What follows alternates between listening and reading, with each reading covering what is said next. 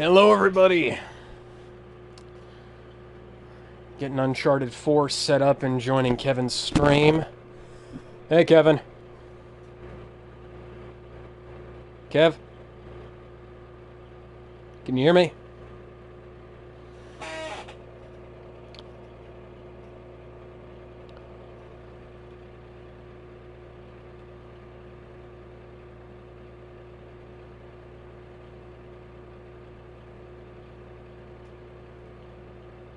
Hey, can you hear me? Oh, it's actually going pretty good. I just got back from a mile run that I got in under 13 minutes. So, that's...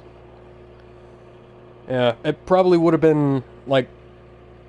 It probably would have been, like, closer to 12 if it hadn't been for the fact that I screwed around with the radar system up there trying to see how fast I was running.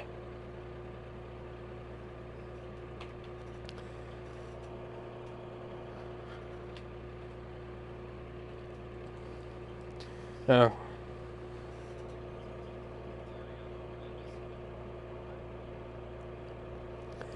I once saw a thing about designing Digimon where you take something and add as many guns and metal parts to it as you can.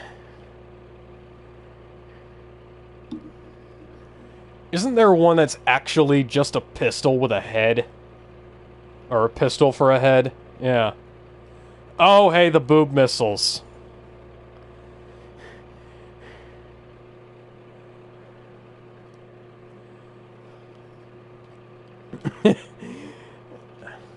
Clear. Hey, I couldn't resist. It was right there in front of me. That's fair. Okay, so now that I'm in a more talkative mood, how about I actually get to talking about the movie that I wanted to talk about for a while now? Oh yeah, Avengers Endgame meets, or Avengers Infinity... Let's call them what they are. Avengers Infinity Game meets Zack Snyder's Justice League. Yep. So and I have no clue what the hell I'm supposed to be doing in Uncharted 4. What the hell was I doing up here? Committing suicide? Okay. Cowabunga!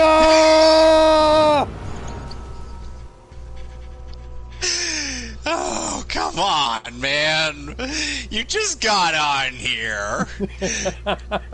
You just got on here. Wow, Nakano's not looking too good. Let's see. Okay, that one wasn't on purpose. Anyway, so... Basically, after 14 movies in the DC animated movie universe, as opposed to the DC animated universe and the DC original movies and the DC animated movies that have absolutely nothing to do with anything else. Yeah. Basically, this is an attempt at a animated cinematic universe, since it seemed that the live-action stuff was taking its sweet-ass time to come out. Seriously, Man of Steel, then 3 years later, or Batman v Superman. Well, you can thank the fact that they wanted to edit... What was supposed to happen was BVS was supposed to come out around the same time as Age of Ultron in 2015. That's why the movie says 2 years later. And then how it should have ended even lampshaded that. Yeah, and then sorry, my microphone. And then it happened to come out just a few months before Captain America: Civil War. Well, that was the date that Dawn of Justice was supposed to come out, because they were two separate movies that got edited into one. Basically, Basically, the part of Dark Knight Returns that everyone seemed to care about, which is Batman fighting Superman, and what was it? And the part of Death of Superman where Superman gets killed by Doomsday. Yeah, and they wound up hacking out. Why? Well, they wound up hacking out, like, what? I think it was like an hour and a half compared to, in the theatrical cut, as compared to the 2 2-hour movies Wasn't it was supposed to be. Batgirl in the in the R-rated cut? No, she wasn't. Jimmy Olsen's sister was, though. By the way, Who's not actually his I sister. That's Jenny somebody or other. By the way, I seriously disagree with the whole decision of killing Jimmy Olsen off in the movie, because I'm like, seriously, you're gonna kill off Jimmy Olsen just to make this the dark brooding film, because you don't want to try to be a comic book movie. You want to be the super serious as DC film. Yeah, they couldn't even tell us that the guy that was with Lois was even Jimmy Olsen. Yeah, thanks a lot, Warner Brothers. Hell? You cut out the section where the guy tells you who the hell he is, and you also cut out the section where they explained why Superman couldn't see what the fucking where the explosives in the wheelchair was. Fantastic, guys. That's not a massive plot hole or anything. I mean, granted, they did kind of explain that, but at the same fucking time, guys. You guys did the same thing to fucking Harry Potter back in the day. Oh, great. They Harry Pottered... The PS4 chat froze again. Oh, great, the PS4 chat froze again. Oh, fantastic. On my end, anyway. But they Harry Pottered the DC movies, and then they Harry Pottered them again, because they went from... They started doing really dumb shit with them. But... You know, they, at least they weren't doing reshoots back in the day with Harry Potter. They just hired the equivalent of, the 2003 or so equivalent of Rian Johnson to make the third film. No, I don't have a particularly high opinion of Alfonso Cuarón's Prisoner of Azkaban. Shut the fuck up. Oh, jeez. I don't even know how the hell I got up here. That's the weird part. I mean, I guess that's the problem with waiting a week. But, yeah. Anyway, and don't forget, I play most of these games only like once a month. So yeah. I'm operating on a severe handicap here. Well, I'm trying to play through Fire Emblem Fates in my spare time because I got the undubbed version without the fucked up script a couple years back. Wait, you mean like this is a version of the game that has the Japanese translated dialogue? The original Japanese translated dialogue and the original Japanese voices. Okay, then that would be something I'd want to get, because... I'll see if I can find where I got it from, because they've updated... I think they've updated a few times since then. As much as I prefer quite a few of the English voice actors to the Japanese counterparts, screw that script. Yeah, that script can go fuck itself. That script is not something I can defend. The voice acting I can defend, but not the script. No. That is that's Dragon for I Love You. Fuck you. Kana, I love you, but that is a horrible, horrible line of dialogue. So, hold on. And that's the mission I've been stuck on, by the way, the one where that line originates from. Wait, seriously? Yes, I have been stuck on that mission because I have this policy of never leaving a man behind, and I usually don't. I usually save my classic mode playthrough for when I've done it enough times on my... Hold on a sec. Apparently I have to go... Apparently I had to go all the way back. Hi, Jill. And my little sister's in the chat. Hi. We can't see you because it's not refreshing on the YouTube window for some reason. And I can't see anything anybody's sending me either, so... I actually don't have my chat window open. I have I have Kevin's stream on my laptop and then the PS4 on my monitor. Yeah. So, anyway. Getting to the actual review of the movie. So, after 14 prior films, we apparently end up getting in what is a attempt at a finale of sorts, where the Justice League concoct this plan to assault Darkseid's its home on Apocalypse when Darkseid isn't really doing much. He's just sitting there chillaxing like a baller. Wait, so is he planning to do anything, like, No, particularly nefarious? Is he... No, Darkseid isn't doing... Darkseid didn't do anything. He's just like, you know, he's there. He was just like sitting there on his throne room, like I said, chillaxing like a baller.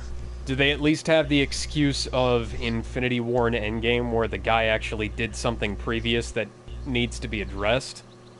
Okay, so Darkseid in Justice League War was basically the main antagonist, and he tried to capture people so that he could make them into parademons. And then he also created Doomsday in this continuity to go kill Superman. And in the Justice League. And then... And then he also turned that one Henry dude into Cyborg Superman. Hank Henshaw? Yeah. Okay. You know, the funny thing is, I can see a branch where I could swing from, but it's not scripted to do so. This isn't The Legend of Zelda, unfortunately, where they just stick stuff around and let you figure it out on your own. No, they have to highlight shit in this game. So yeah, Darkseid has a couple of things to answer for, but at the moment, he's not doing anything. He's just sitting there, and then he finds out through Cyborg's eye, thanks to Mother Box technology, since, you know, Cyborg has been recently turned into, like, a Mother Box guy, who could boom tube and whatnot. He watches through Cyborg's eye of them planning their assault on Apocalypse, including like schematics on the weaknesses of the parademons. And Darkseid's like, okay, I see your hand. Well, let me play mine. And so when they get there, and John Constantine is also in on this, along with Zatanna. So we could have some magic users in on this. Since this is a Justice League Dark... Since this is a Justice League Dark movie, we have to have John Constantine and whatnot in here. Well, yeah, because they canceled his fucking show. Was it any good? That was literally the best show DC made. Like aside from like maybe early Smallville, that's the best show that DC has. It was the best of the modern era of the like the Arrowverse shows, definitely. Like, outside of maybe... I think it might have been, like, below Arrow Season 1. But it's leaps and bounds above everything that came after that. Right. A lot of people do enjoy, like, the Flash series. Oh, that show is shit. That show is absolute garbage. Like, here's the plot of your average season of the Flash. My name is Barry Allen. I'm the fastest man alive. Oh no! Evil Flash showed up! Run, Barry, run! Okay! That makes too much sense. And then there's, of course... I have spent 14 minutes getting my face sanded off on this wall. So, anyway, then in Darkseid, then when they arrive on Apocalypse, naturally, a Darkseid plays his hand and brings out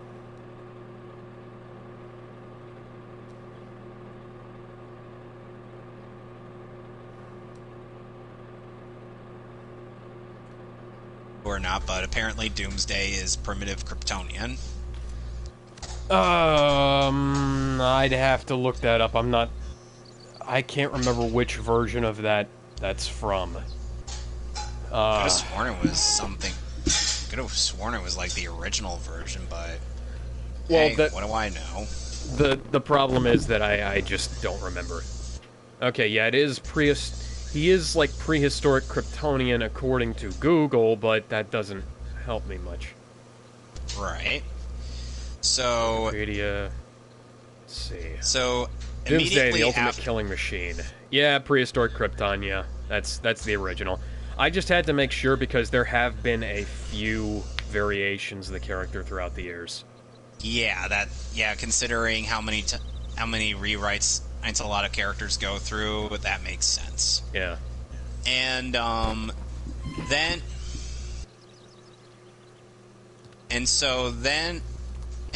immediately after the Paradoom ends up.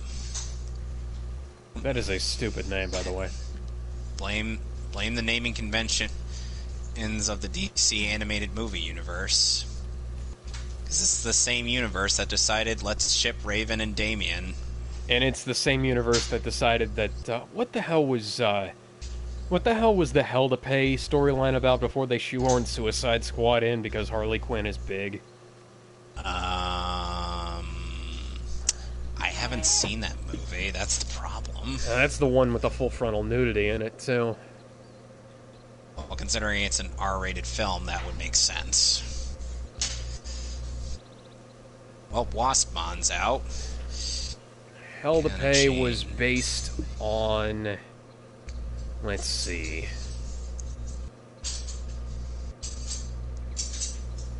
DC Universe animated original movies, 31st film in that. Let's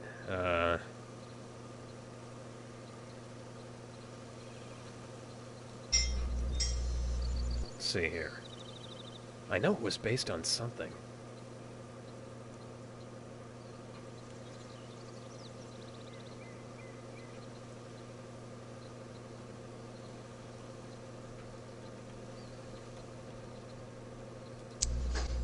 So essentially, so then, just keep going. So then, 2 years later, there's Superman and Raven show up to greet John Constantine, who is drunk. Because of course he is.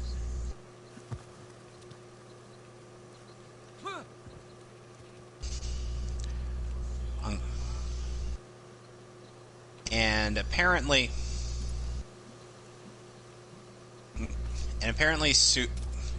we find out that, and after a scuffle with some parademons that showed up, following Raven and John Constantine, or not John Constantine, Superman, and they find out that Superman has been injected with liquid kryptonite, thus permanently depowering him. Or at least that's what the movie tells us. Fuck you. Yeah, come on. We know that's BS. It's called exposing him to some sunlight, for fuck's sake. Well, apparently the Earth hasn't really had any good sunlight in God knows how long. Batman has a fucking spaceship, doesn't he? About Batman. He's dead, isn't he? He's not dead, no. Okay, he's stupid, isn't he? He actually went along with this plan without any disagreements whatsoever. Pray tell why? I don't know. And you know what's worse? Batman went in on this mission without any, gear or whatnot besides the basics on his utility belt. Oh, even though he should have probably brought in like a mech or something. Huh. You sent a normal dude to a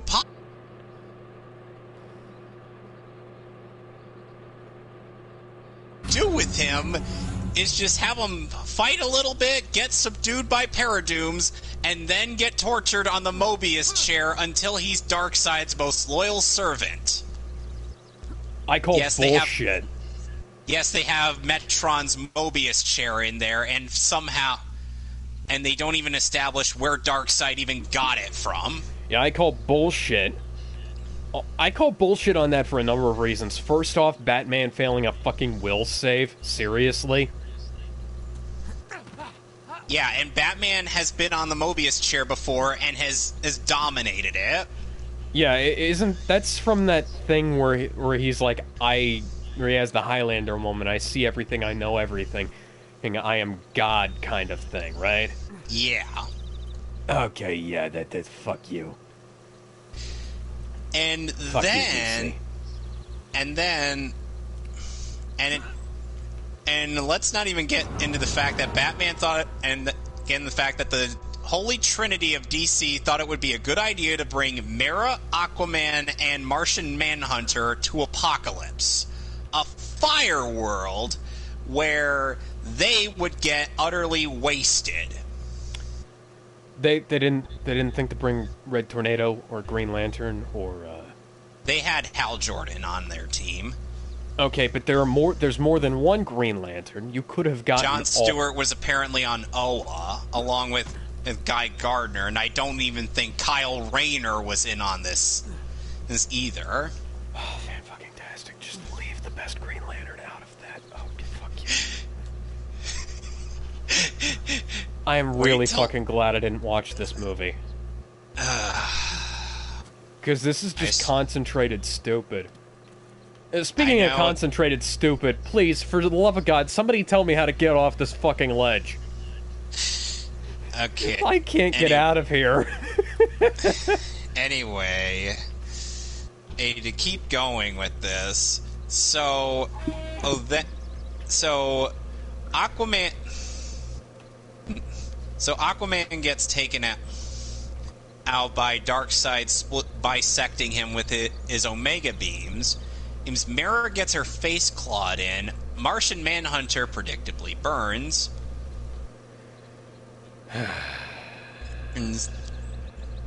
Hawkman has its wings ripped off. Oh, right, I have the fucking piton, don't I? Shazam gets his leg bitten off. Wonder Woman has her left arm torn off. And Cyborg has both of his arms torn off after he helped Shazam get out of there. And you know who they had to defend the Earth? The fucking Wonder Twins? They had the Titans. Just the Titans. Just the Titans. No Justice Society, none of the rest of the members of the Justice League. No! Bruce Timm's Justice League would have been more reasonable than these schmucks. Just the Titans. Not even the Suicide Squad? Now, the Suicide Squad come into play after the world gets screwed over. Oh, because of fucking course they do. It's a good thing the only thing I have near me to drink is water. Why? Oh, I'm kind of facetious. I don't drink. I'm just saying this is very maddening. Okay, so... And you know, the thing is like... There are some good movies in this cinematic universe. It's just... You know, there's so few of them. Like, a third of these movies are actually good. Why? Why is it... I mean, I know I praise the MCU to high heaven, even though I know you don't like it. Well, for the most part. Well, it's not that I don't like it, it's that I think that the quality has kind of fallen down over the years. Yeah, I mean, I'm not arguing with you on that one. I mean, as much as I love Spider-Man Far From Home, holy crap, did they really not were they really not able to get a physical prop up for, or that frigging gun? No physical prop for the gun. The sign was CGI. The costume battle damage was CGI. The costume itself was CGI enhanced because it fucking sucked. Which one? Both of them. We'll say both of them. I'm like, maybe the Iron Spider, because I like Iron Spider. That's actually really good. I can understand the Iron Spider suit being CGI because of the way that it's, composed. Oh, yeah. But I can't really, for the life of me, understand why either Far From Home Spider-Man suit is CGI.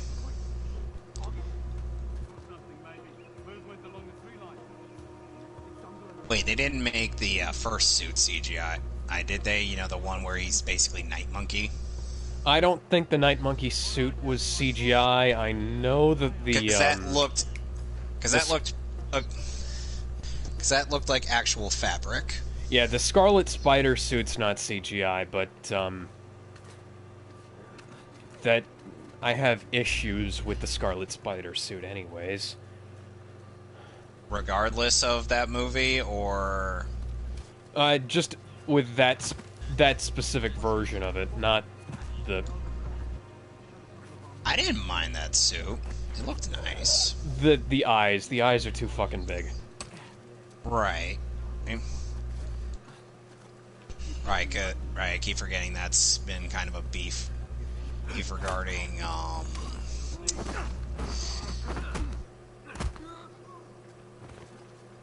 let's see. Oh, right, I'm supposed to be on Nakano Broadway. Friggin' hell, man. Come on, man. Excuse me just a sec, over I gotta here. use the restroom. All right then. Yeah, that's my fault entirely. I forgot about the piton. Shit, here we go.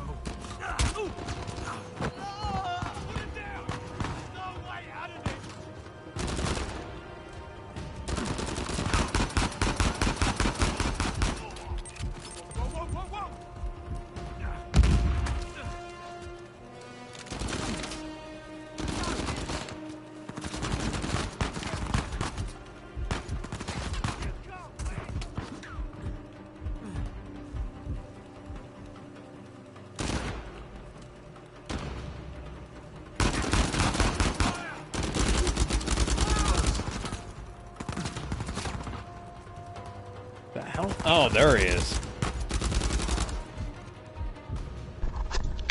Alright, I'm back. Hello? Hello. Sorry about that. Yeah, no problem. Anyway, so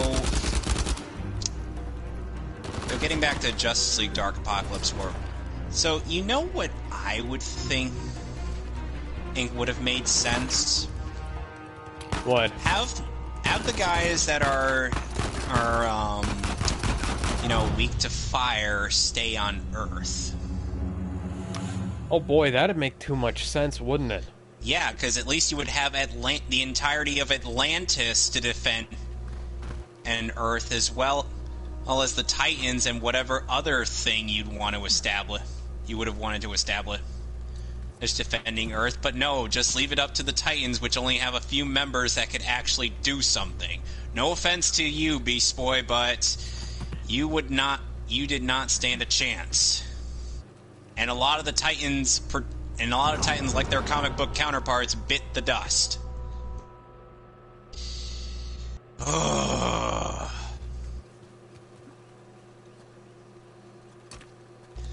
So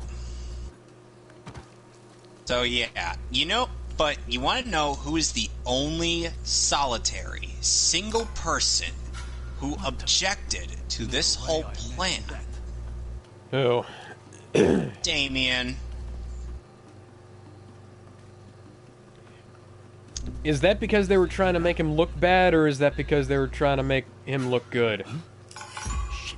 Flip a coin.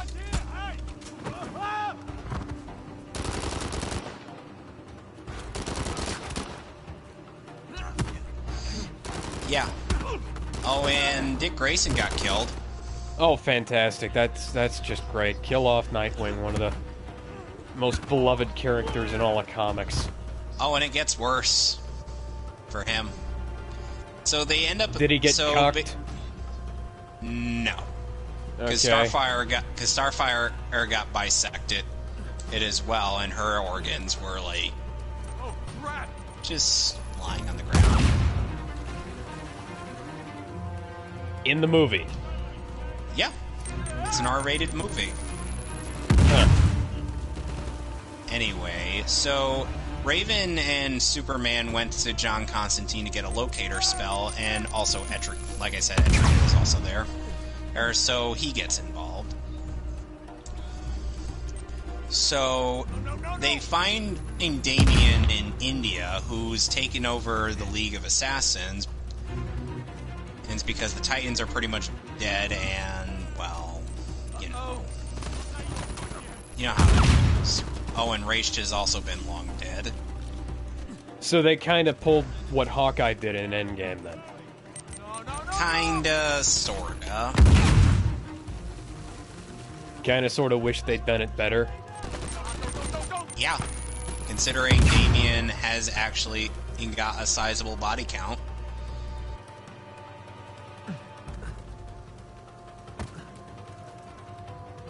Oh, shit! Anyway, so they go to the headquarters of the League of Assassins, and with Lady Shiva there as well. So then essentially, Damian reveals that he ended up using the Lazarus Pit on Dick. Okay, and he came back wrong. Oh yeah, he came back mentally insane. I am vengeance. I am the knight. I am the edgy Dick Grayson. Ugh. No, he didn't become Jason Todd. No, he lost his mind finally, to the point where Damian had to put him in a straight jacket and lock him in a cell.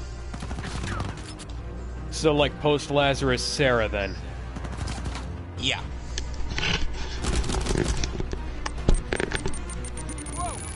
What the... You know, I didn't tell the game to do that. I just want that on the record. I know you didn't. You've established how clearly broken that game is.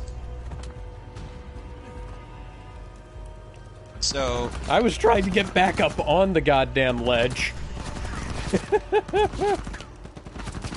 Anyways, so please continue. Sorry. So then they get... So then when, after they coerce Damian into joining them, they go to find out that Lois has been going through negotiations on Strikers by getting into a boxing match with Harley Quinn. Purely for platonic reasons, right? Yes, because they wanted to get them on the side to take down Darkseid and whatnot. Yes. So, and at this point in time, Superman and Lois have pretty much hooked up. Well, at least it's better than Brian Michael Bendis' bullshit in the comics, then. And the fact that the two voice actors voicing both Lois and Superman are married. That's cool. Jerry O'Connell and Rebecca Romijn. Oh, yeah. Oh, hey, she Mystique. played Mystique in the X-Men. Yep. So... Hold on. Let's see what's... Yes, Jill, and unfortunately, Jill, I've got bad news for your boy. He is a... How should I put this? A bottom bitch. Because after negotiations end up going well, via a Lois Lane tasing Harley with her own shock gloves, And Harley going, I taught Putty Tat. Before getting knocked out. Yes, they literally got Hynden Walsh to voice Harley Quinn for this film, and they had her say that. Because of course they did. Mm-hmm. And hold on. Okay, Shibuya Records is where we're going next. This sounds like they're trying to have their serious cake and have their goofy pudding all at the same time. Almost as if they didn't realize that you shouldn't mix your desserts like that. No, you really shouldn't. I mean, this is kind of part of the problem with Justice League Dark, Ark's first outing in this animated universe. And I'm just like, oh dear lord. So then, oh, for the love, what the hell are you stuck on, Drake?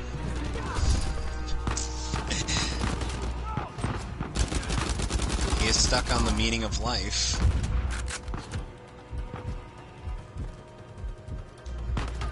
Anyway, so then we get the whole, John Constantine once slept with the fishes. His joke.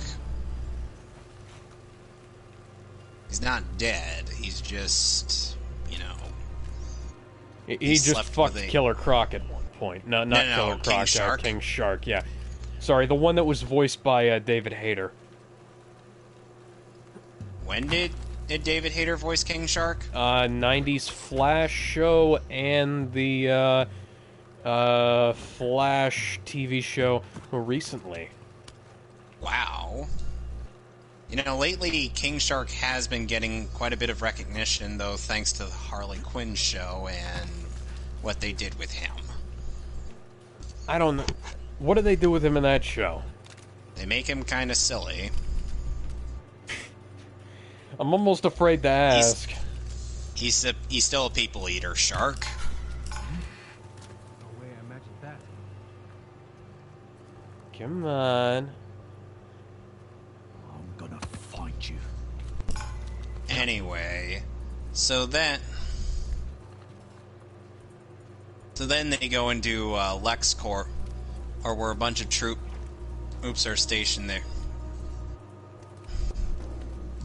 Just so they can get at the boom tube to go to Apocalypse. And meanwhile, as few groups of superheroes are going after these Reaper things that are sucking the Earth dry. Oh yeah, question, where the fuck is Lex Luthor? Because, you know, he kind of doesn't want the Earth destroyed. He's being a suck-up to Darkseid. Because of course he is! Why would the guy who's, like, why portray him as a man with some kind of principles who, like, actually gives a shit about the Earth? Oh no. We gotta make sure that everybody knows that he's a villain. Because it's not like he's, I don't know, stood up to Darkseid or guys like that in the past. Not like he once reset the entire timeline because the Earth got fucking destroyed because of shit he did. Yeah. It's not like he's a... Fuck it. Sorry, go ahead. So it turns out he's also undercover for the Resistance fighting against Darkseid. So, around the world, the Reapers that are sucking the Earth dry are being targeted by Superboy, Steel, Shazam, and Batwoman, Batgirl, Batwing, and Swamp Thing. That is a massive mishmash of characters. That is like the most varied smorgasbord of characters I've heard of in a very long time. And guess how well their mission goes. Poorly. They all die. Maximum disrespect. Oh, hi, Edamon, aka Fran's totally favorite Digimon right here. I can't tell if that's sarcastic or not. It is sarcastic because he hates Edamon with a burning passion. I can understand why. He looks like a very irritating dude. By the way, in the English dub for Digimon Adventure, Edamon sounds like Elvis. Oh, I can kind of understand why. And in one Digimon Abridged series that is no longer available on YouTube, he is voiced by Curtis Arnott. Was it the Digimon Camper's Guide. Okay, I don't actually think I've heard of that one. Huh. Yeah. Anyway, so basically, meanwhile, the Suicide Squad and company end up invading LexCorp, or Raven almost kills Lex because he tried hurting Damien. And essentially, Lex reveals that he was actually working for them the entire time. I'm as a sleeper agent, even though that's not how sleeper agents are supposed to work. And he would also have been much more effective if he, I don't know, maybe used his vast arsenal to help defend the Earth. He ends up keeping a vast arsenal of kryptonite-related weapons in case the Paradooms came after him. Which wouldn't have been at all useful when the Earth was being invaded. He was part of the invasion for Orson Apocalypse, apparently. Yeah, you're right. That's not how a sleeper agent works. Yeah, because a sleeper agent is supposed to be acting against the bad guys without knowing it. They did it so well in Young Justice when it turned out that the clone of Roy Harper was actually the double agent the entire time and not Artemis. I just spoiled the near end of Season 1 of Young Justice to you. I haven't seen Young Justice, so... You need to watch Young Justice. Really great Greg Wiseman show. Okay. Let's push him into the open. Yeah, okay. So, hey, essentially... guys, I'm right next to you. Come say hi. I have not encountered a single Digimon on my way to fighting Edamon. This is problematic.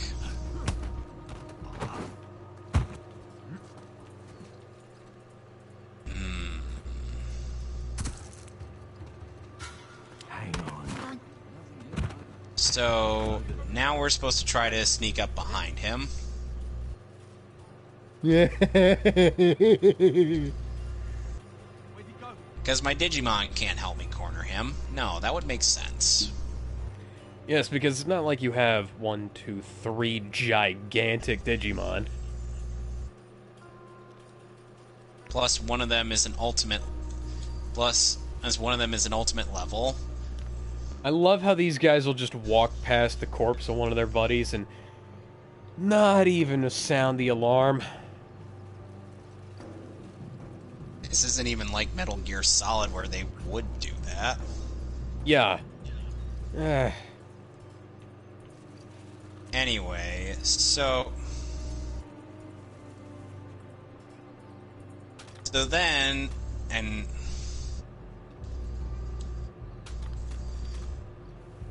they get to Apocalypse and meanwhile, while the A team that's going to go stop Darkseid, that's going to go stop of Darkseid's plans and whatnot. Darkseid is on Oa subjugating the Green Lantern Corps. Okay. Because as if they do anything other than die in these movies. Whatever happened to being the Guardians of the Universe? Whatever happened when one Green Lantern was something to be feared? Nowadays they're about as expendable as Red shirts on Star Trek? yeah. Yeah. I'm like, if... And, you know, there was that one time where Batman wielded a Green Lantern ring, as we've talked about before. Do I even need to say why that is ridiculous? Because he is the embodiment of fear? Well, that and his willpower made him severely overpowered. You know, I kind of feel like Batman would be just a Yellow Lantern based on the fact that he instills so much fear into people.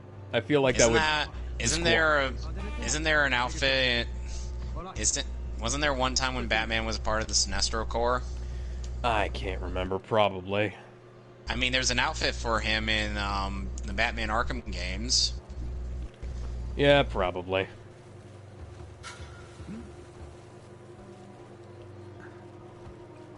Anyway. Come on, come and get me, numbskulls.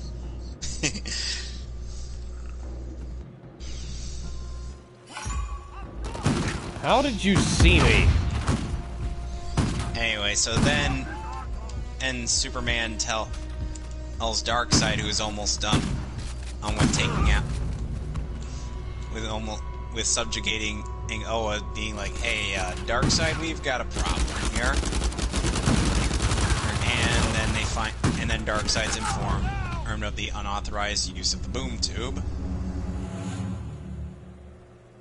So then he gets himself out of Oa while he has Batman teleport some of the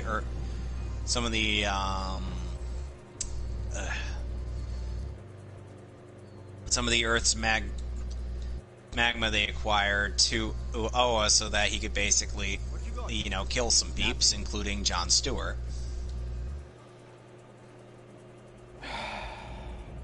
In brightest day and blackest night, no evil shall escape my sight. Let all who worship evil's might beware my power, Green Lantern's light. That is the oath of the Green Lantern Corps. He tried chanting that, but then he got killed before he could finish. The Green Lantern power battery is on Oa. Yeah. If anywhere, the only place where they're more potent is the Blue Lantern homeworld.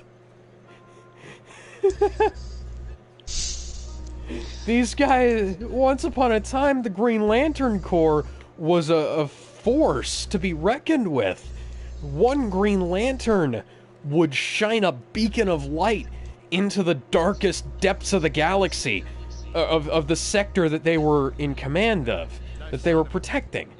And then as time has gone on, the Green Lanterns have just become... It's the Worf effect. They become bitches. Yep. You want to show how tough somebody is, have them beat up the Green Lantern Corps. Have them kill a bunch of Green Lanterns. Hal Jordan was told by Batman, hey, why don't you go create a perimeter? But then...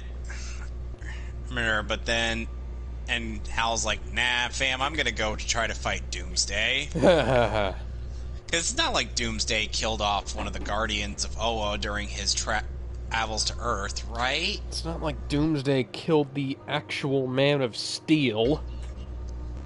Oh, wait, and it's not like Doomsday made Darkseid actually retreat in the original comics. Oh, wait, he totally did those things.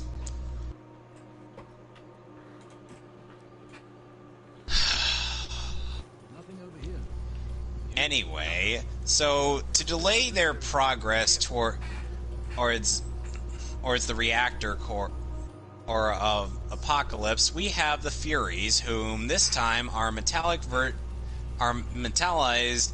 versions of Hawkman, Wonder Woman, and Mera, and Martian Manhunter and Starfire. Why? We're okay. Do I look like I have the answers? It's an hour and a half long schlockfest. Hour and a half? Yeah. That short? Yeah. Nothing, Brew. We clear.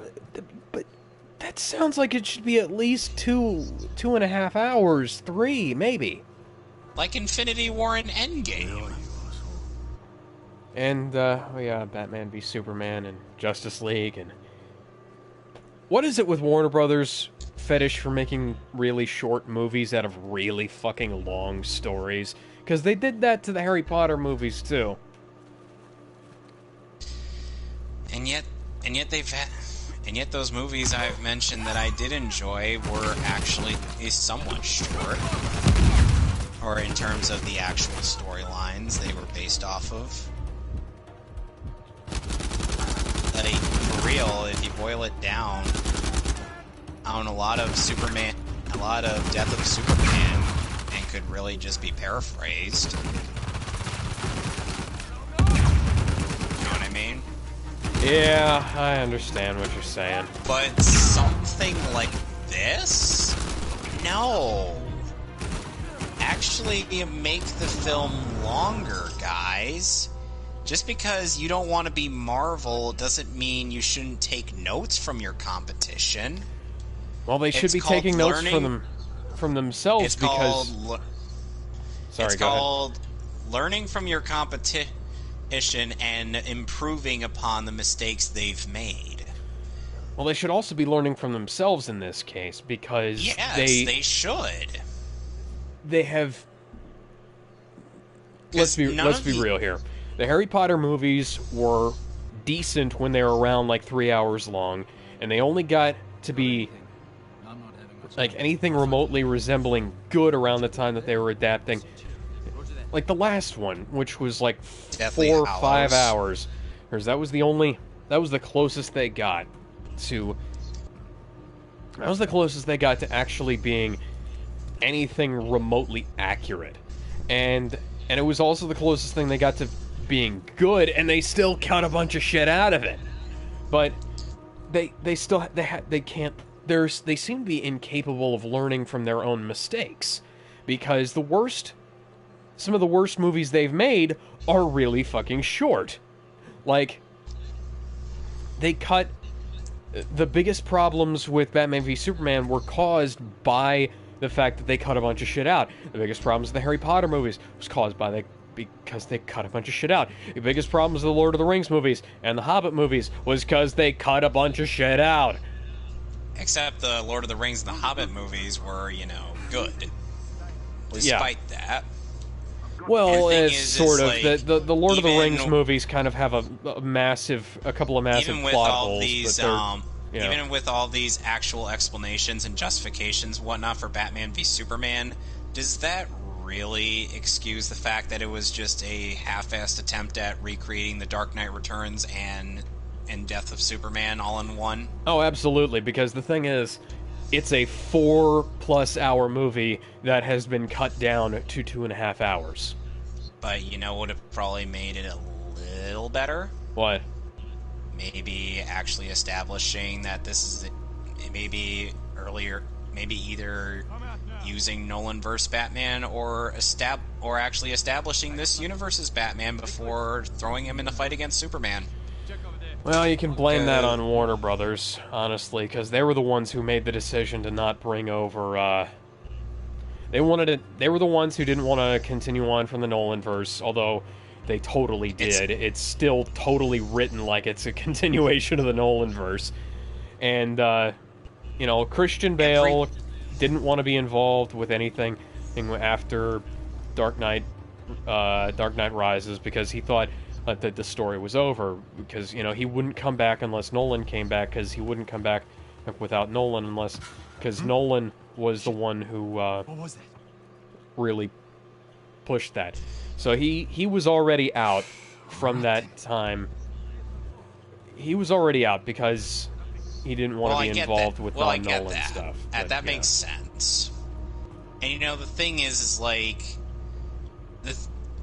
I said, I get not wanting to be your competition, but maybe there's a good reason why your competition lasted as long as it did. I would not say so, because Marvel has really only lasted as long as it has because it had no competition. the biggest advantage that Marvel had was DC kept shooting themselves in the foot. Well, that's because they kept placing their faith in just the same IPs, Batman and Superman. Well, no, because here's what they did. They brought out Green Lantern. They brought out Catwoman. They made a bunch of stuff like that. Yeah. Both those movies were terrible. Yeah, they invested so much time in trying to... They did, what was it? That fucking Birds of Prey series, I think, which was the actual Birds of Prey. It was the closest thing to the actual Birds of Prey. And for whatever reason, and when they had, like, the Joker scene where he shot Barbara Gordon and whatnot, for some reason they had Mark Hamill dub over the actor who played the Joker in that and scene. Yeah, that was kind of odd, but and DC also made a fairly large improvement over Marvel when they decided it was a good idea to keep their TV shows and their movies their own things. They also made a fairly huge mistake when they decided it was a good idea to have Supergirl taking place in a completely different universe where there's a bunch of plot holes, and also Supergirl is apparently had never heard of power and responsibility, and was not raised by anybody who would, like, I don't know, Jonathan and Martha Kent, who would actually instill all that kind of idea into her. Or no, it's just it's fine. It's fine. It just waste your excellent powers and gifts and stuff. And yeah, let's also waste the fact that you have friggin' Martian Manhunter in that show as well. While we're at it. Yeah, because it's not like he's a popular character who would have been great to have his own show. Oh no, we have to make him Supergirl's boss, Supergirl's fucking side character. Or oh fucking hell. No, David Harwood was fucking amazing in that show, and he's sidelined by a bunch of stupid bullshit. You know, I'm trying to think. So, anyway, getting back to Justice League Dark Apocalypse War. So, after Etrigan does a heroic sacrifice after being killed by Wonder Woman, and John Constantine uses a spell to take advantage of the lasso of Hestia to make and tells Wonder Woman to remember herself, and so she breaks out of that whole thing, and he fends off the Furies while our heroes go and do their thing. They get to when they get inside of the power generator, they find the Flash there. They're powering it via some kind of cosmic treadmill BS, and he's been on that machine for 2 years.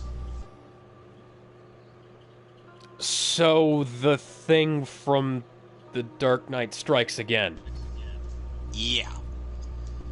It's powering Apocalypse's generator, and I will say this, at least they own all the stuff they're ripping off. Mm-hmm. And so when John calms him down by using a spell to put him to sleep, we end up finding out that we end up seeing the vision of the Flashpoint.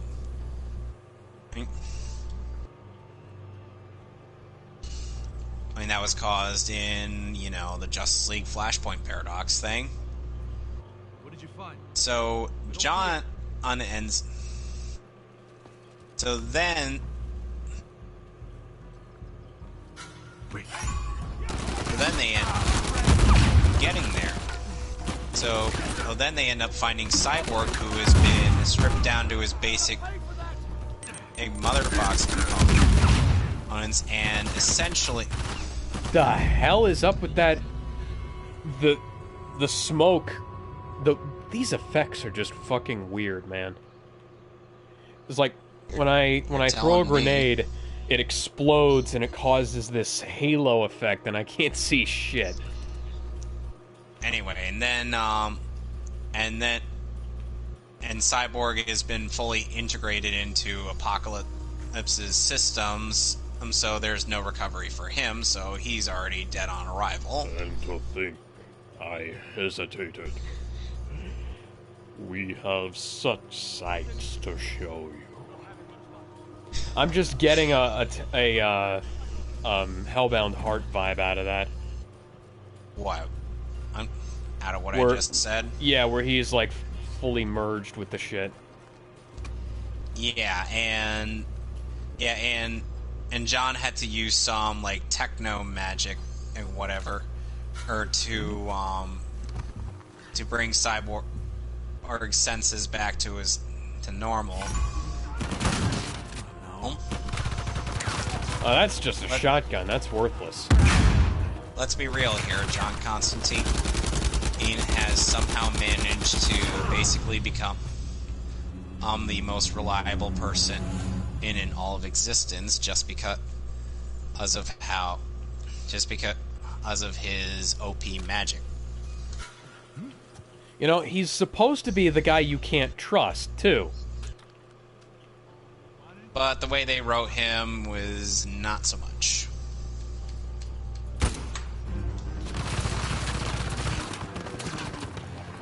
Even ends up, and turns out he even, and earlier there was a thing where John ends up lamenting about the fact that he ended up running away as Zatanna was getting torn apart by a group of Paradooms. He even wonders why he ran himself. So then Batman shows up alongside Darkseid. Damian, armed with a kryptonite sword, goes to fight him, and then predictably gets his ass kicked. Not like in the previous fight these two have had, and in Batman vs. Robin, where Damian ended up winning that fight somehow. Yes, because the 12-year-old is totally going to take down the actual, literal Batman. That's, And you know, that Batman vs. Robin story was supposed to be a Dick and Damian story. It wasn't supposed to be, that was supposed to be while Bruce Damian was dead, right? Yeah. They swept that storyline under the rug in Batman Bad Blood when Dick had to temporarily take the cowl because Batwoman had to be stupid enough to intervene in the fight in between Batman and the Heretic, who turned out to be Damian's clone. Voiced by Roy Mustang. Kate, get your lesbian hands off the bat suit. Yes, she should not be allowed to be in fiction anymore. She has lost her fictional character card. Yeah, Ruby Rose sucks as her, by the way. Have you seen the porno bat suit? Wait. Time out. Lindsay Jones once voiced Batwoman? Wait, who? Lindsay Jones, the voice of Ruby. No, I said Ruby Rose, the actress. Oh, damn it. I thought you were talking about the character. Oh, come on. No, I've never watched Ruby. Like, the only thing I've seen of Ruby is like clips of Crow. Right, because Vic Mignogna voiced him. Yeah. Oh yeah, that's totally possible, Naughty Dog. Just don't program to have Drake face it. Just have him throw it behind his goddamn head. That's gonna... Anyway... All that crunch, and you couldn't even program that right, could you? Anyway, so then Damian ends up getting through to Bruce, who throws the kryptonite sword at Darkseid's eye, who retaliates by firing an Omega Beam aimed at Batman, but Damian takes the blow and pretty much bites it. Hang on a second. Why would Darkseid be affected by a kryptonite sword? His weakness isn't even kryptonite, it's a different substance. Okay, I have something here that I need to read. What do I need to read it in? Let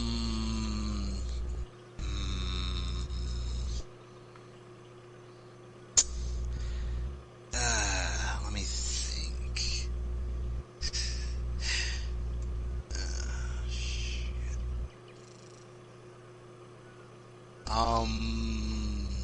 The Count? To whoever finds this note, know that Jonathan Burns, erstwhile leader and financier of our expedition, has murdered me, and others for want of Avery's treasure, one treasure. He worked the crew to the point of exhaustion, promising them glory but bringing them illness and starvation, He bound a man to a mast and left him to die. And then I witnessed the bastard push our navigator to his doom for daring to speak his mind. He found me making preparations to leave for home and confronted me. I brandished my pistol and informed him I was returning to England. Wait, no, that's not right. Transylvania. Where I would inform the world of his deeds, And when I turned away, the blackguard shot me in the back and fled into the jungle. I returned fire, but I am not certain if the bullets hit their mark.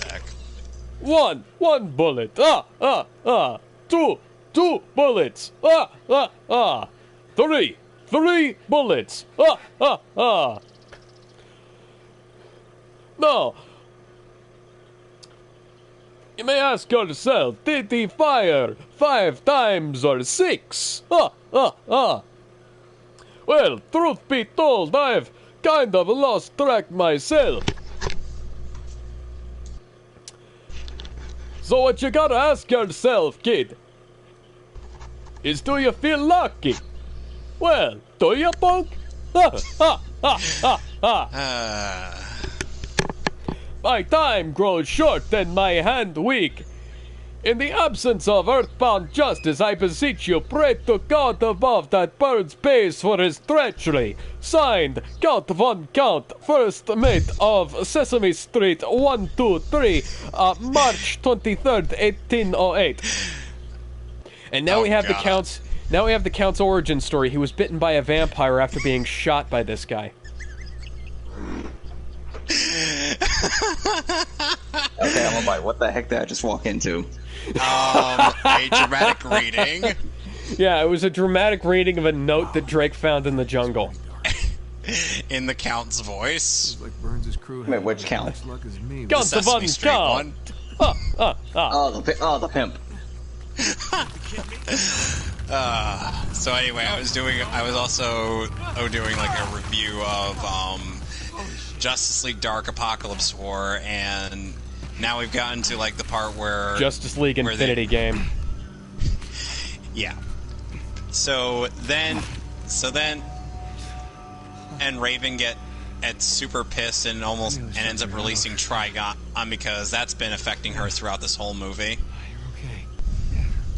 And John ends up releasing the chakra bead on her forehead, and then he releases Trigon on to go fight Darkseid, and he's like, here's a magical vessel, why don't you use me? And then Trigon's like looking at Superman after he's had the tar kicked out of him, and while wearing the Lexo robot suit. Right. Ooh, he's like, nah, fam, I got a better idea. Takes over Superman and removes the liquid kryptonite from his system. Wait. You wanna know what we're doing here? We are buying. Okay, is this before or after Superboy got his neck snapped? After Superboy got his neck snapped. Okay, yeah, I have to bring that up. That's fucking bullshit. Because I sure the hell haven't. Because Start developing doubts, don't you think? you- Can we at least acknowledge the what did they do to his corpse? idea for secret pirate utopia didn't What? pan out? And What did they maybe do? we're What did just they do to swept Superboy's up in corpse? this fantasy, when instead we should be What's- looking for a real way to save you. Like, where did they put it? Superboy was fighting against Paradooms before he got his neck snapped. Okay, where was he? Confused. He was in China. What you're doing here? Okay, they have no fucking excuse then. Put him in a rocket, aim it at the goddamn sun, shoot him into the sun. He'll be back within a day. On the line to get you here? Was he Solomon Grundy? Okay, the last 15 years. Of my Solomon life. Grundy Nothing would to do die with that. via sun. Everything Yeah, to he's do a with zombie. that. He'll be fine. No, actually throwing Solomon Grundy into the sun is what could kill him. Oh, to actually kill them for once? Yeah. God damn it, Injustice lied to us. No, Injustice said they threw him into space. Oh, by Same the way, difference. and by the way, we're fighting Flame Dramon, the Fire of Courage, not voiced by Steve Bloom. Yeah, we've been talking over Drake and his brother arguing about the finding this treasure. Ay, ay, ay. And, anyway, so then... I'm looking for the treasure. Well, a treasure. I'm looking for treasures. I'm looking for bullshit collectibles. So then Superman and possessed by Trigon goes to fight Darkseid. And for a while it seemed to be a bit of back and forth. But then Lois sending a last message before she and the Suicide Squad blow up X-Corp's tower, and basically kills off everybody, including Lois.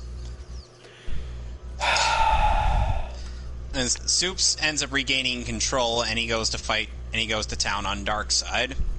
Goodness. And Trigon gets sealed inside of an Omega Sphere.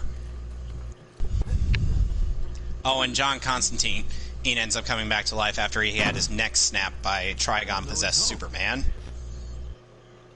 So Constantine comes back, but Superboy doesn't? Evidently, no.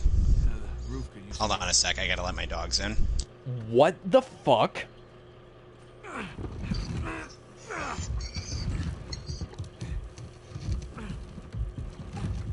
No, seriously, I want to know what the fuck. Sam, this way. You know, there's enough room, you could just climb over that. Yeah, that's not happening. You could climb under that. Drake, seriously, man. There's a way through here. Anyway, I'm a so, big motherfucker and I could have climbed through there. Anyway, so Raven also gains like the white robe thing after reviving Damian.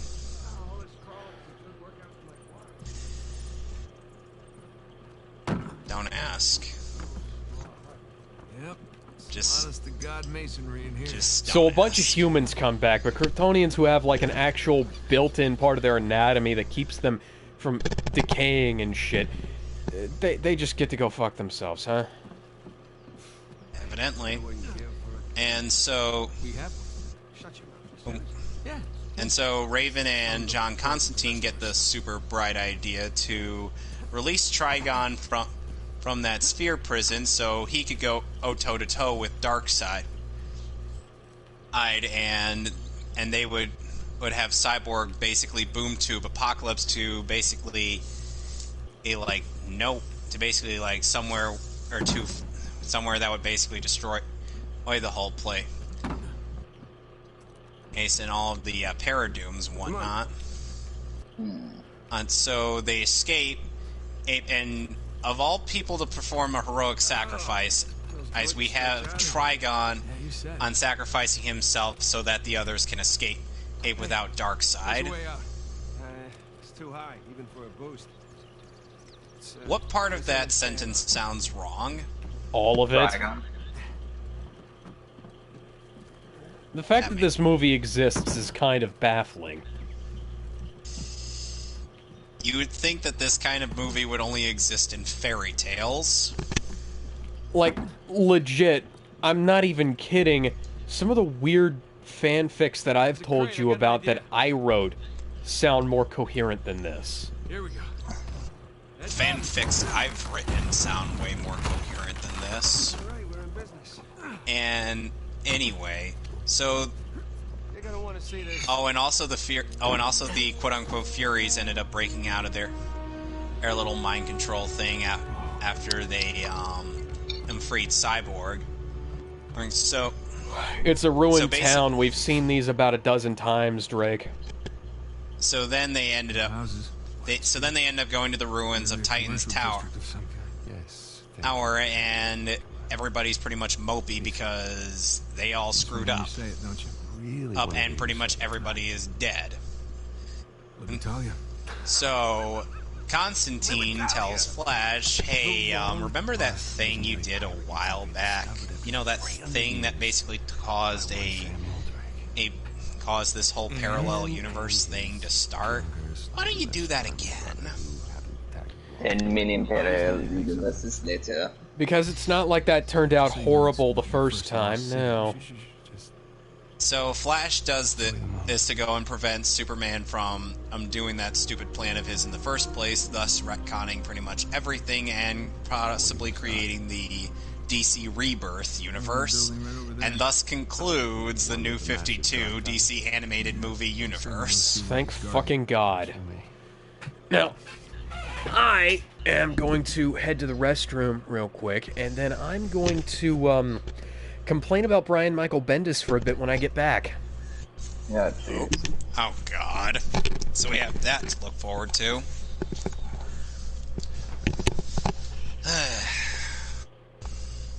So yeah, Fran.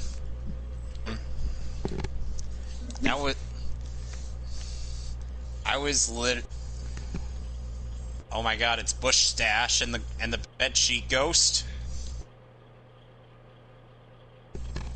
Oh, yeah. I bet you go in a tree with the porno stash. I call it the Bush Stash. Yeah, of course you do.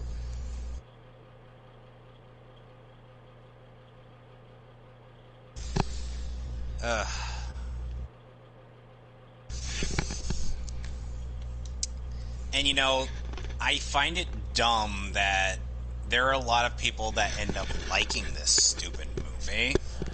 Because I'm like, why? This is literally Okay, just I'm back. murder porn. Welcome back. Sorry, go ahead. I basically compared Justice League Dark Apocalypse War to being literal murder porn. Oh, jeez. Yeah, I wouldn't say that's far off. Okay, so either of you guys kept up with DC Rebirth? Nope. No, I have not. I've excuse read me. like one Teen Titans Rebirth comic. Okay, so once upon a time, DC Rebirth happened and it was fucking awesome. They killed New 52 Superman, who was a fucking dick, and brought back my boy Post-Crisis, who was the Superman I grew up reading. And then they hired Brian Michael Bendis to write the comics, and shit got fucky. See, basically what happened is, after the Flashpoint thing, Clark, Lois, and their kid, Jonathan, I think was his name, Johnny, they were, like, sort of outside of the universe, and they stuck around.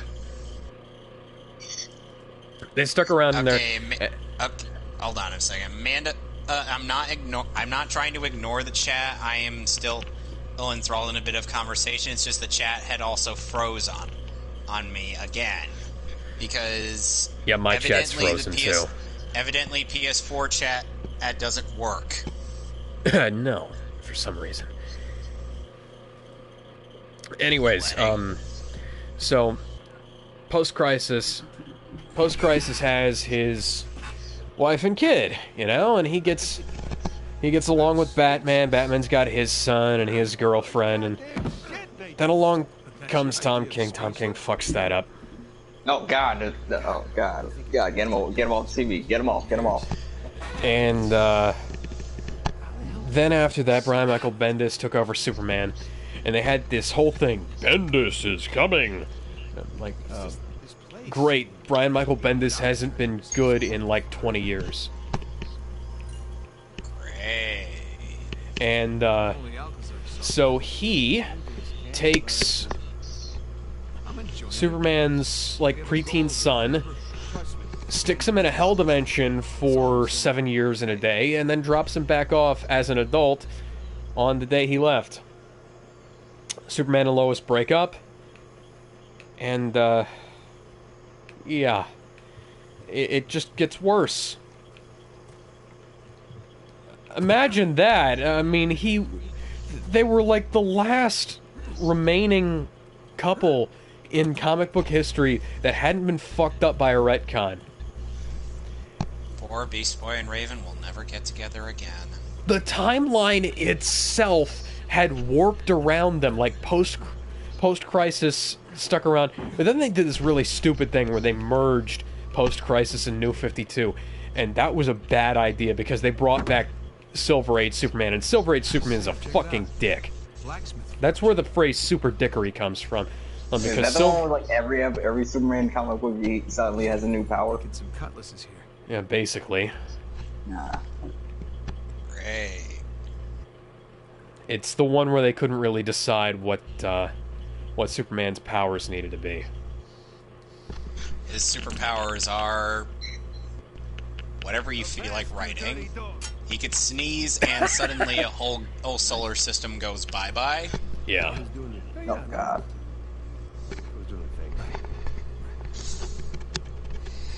Sam. Some people kind of like you, but...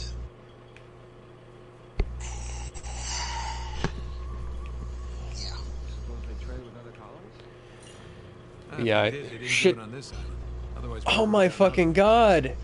The game just made me hit triangle to continue a conversation that should have just continued by itself. This isn't interactivity, Naughty Dog. This is just busy work. Even Final Fantasy 13 has automatic conversations that happen when you walk by people. Hey, we're walking... And that game is a literal hallway. Yeah, hey, we're walking along. Just talk while we're walking. I don't need to hear this shit. You could, I don't know, maybe just let me play the game while you guys are having your little conversation. I don't need to hit triangle to make shit work. Anyways, yeah, the universe like literally warped itself around on Lois and Clark so that they could stay together. And then Bendis happened. Yeah. You know, the fact that Marvel and DC have been declining lately, I'm like, considering the fact that you fail to realize your mistakes when writing stories, kind of makes you wonder why I stick to reading My Hero Academia. Yeah, I mean... Oh, is this a Dark Souls boss beyond here? No, it's just shitty fucking rendering. It's not like... This is not how fog works in real life, guys. I just want to mention that. It's not like My Hero Academia had a decent villain backstory, or he laid in the manga that actually made us feel something for its main antagonist. Oh wait, yes it did, and yes it did. Boy, we got fog going on like it's Silent Hill, and pop in like the game was badly programmed, which I think we've already established. Why is the game I'm playing better programmed than your game? And it's a friggin' Vita game ported to the PS4 for crying out loud. And then Listen, I'm looking here on the left. On the left, I see no crunch. On the right, I see crunch. And, But can Nathan Drake see why kids love Cinnamon Toast Crunch? No, because he can't think that far ahead. Can Nathan Drake see why people like giant, nearly naked anime titties over his pseudo-realistic bullshit? Hey, nothing wrong with love anime titties. We know that's the joke, because Neil Druckmann sucks. Neil Fuckman, more like. Yeah.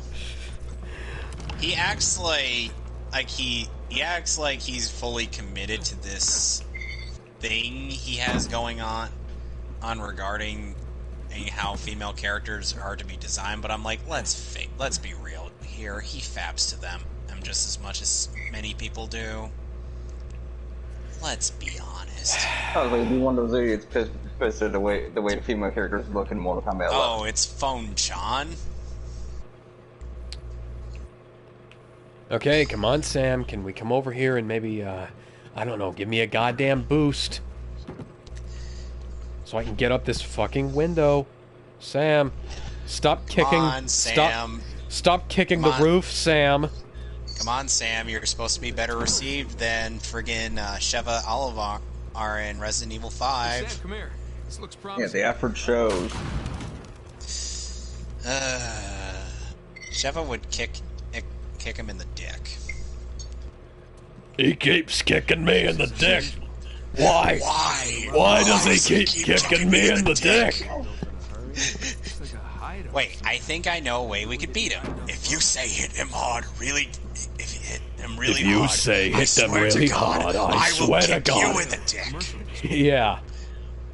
Well, we could hit him really hard. Hit him really hard. Together? Whatever. Whatever. Hey, what works? Teamwork. Finish him off, you gibbering oaf.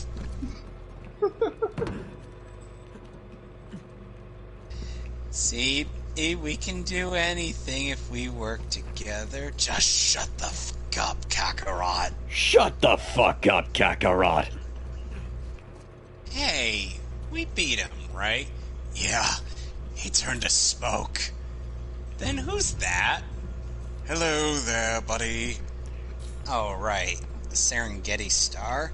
Oh, That's right. The Serengeti Star. That's right. I am Legion, and we are a pain in my ass. I see some light down below. Well, Vegeta, you take the 500 on the right, I'll take the 500 on the left. Screw you, I'll take 501. That's the spirit. Found more of the colony.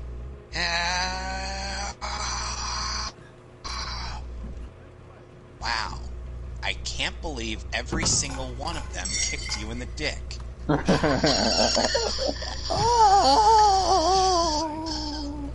That sounded so much like Krillin when he said that, too. Considering Lanny voices is Krillin and Piccolo and Vegeta, that makes sense. What you mean?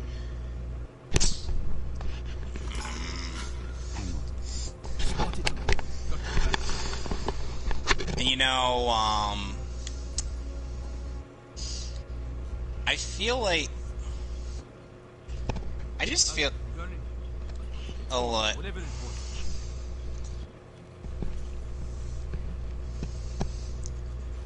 I really wish that they had done more establishing movies in the DC animated movie universe instead of just like Justice League films, nothing but friggin' Batman solo movies. Oh, maybe what they could have done instead was make, I don't know, a connected animated universe. Like, they did try that in this universe, but built on like near it. Built out of like TV shows instead. Oh, you mean like the Bruce Timm animated universe? Yeah, kind of like that. And you know, like I said, Bruce Timm's Justice League would have been more reasonable to try and go for an invasion. Yep. Yep.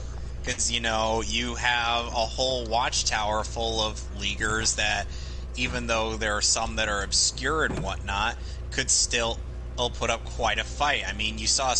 in Superman, in Death of Superman, you saw Fire teaming up with Jay Garrick and whatnot, fighting against Doomsday. By the way, I did get around to reading that comic storyline. That was, wow, that was intense.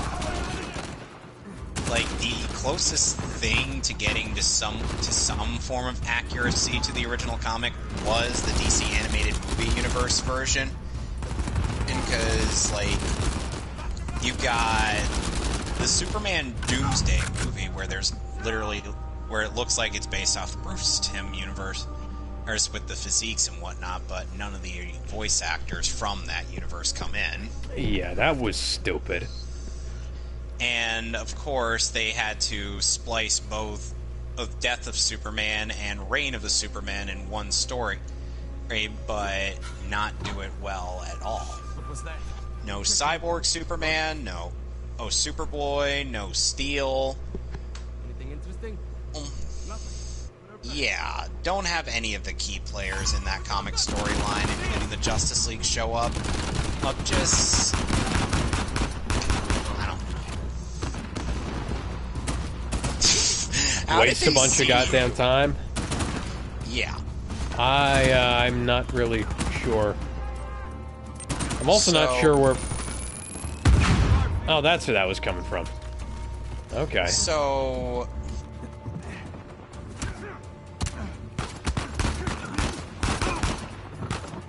then... And Death of Superman basically... An adaptation of Death of Superman basically had, like, Supes finally hooking up with Lois Lane after breaking up with Diana in this universe, because... Why? Hey, was that a thing in the first place? Because Frank Miller did it. I mean, honestly, I don't dislike Clark and Wonder Woman together, but it's kind of a... New 52 didn't do it well. Yeah, no, they didn't. They at least made this Superman seem more like post-crisis in terms of personality. Yeah. And then we have... Because let's be honest, fuck New 52 Superman. Yeah. And Supes ended up... I'm getting into... Oh god, I think I know what I gotta do. I gotta get some virus types on my team for the upcoming boss fight I gotta do. Doing this. Yep. Jesus Christ.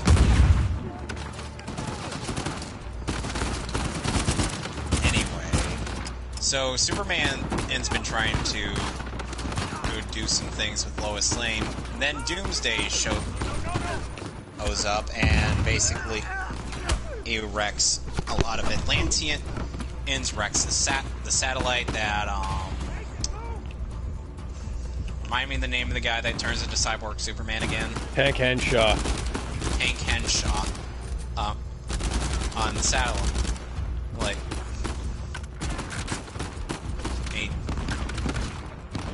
Then he wrecks a bunch of police officers, and Hawkman, Flash, Green Lantern, and Batman all show up to go fight him.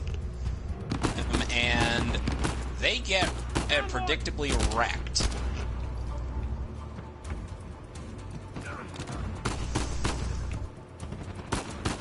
So then Batman's like 3 leaguers are down, needs some backup, and we just got here. So then, and Wonder Woman and Cyborg, or Aquaman and Martian Manhunter all show up to help out.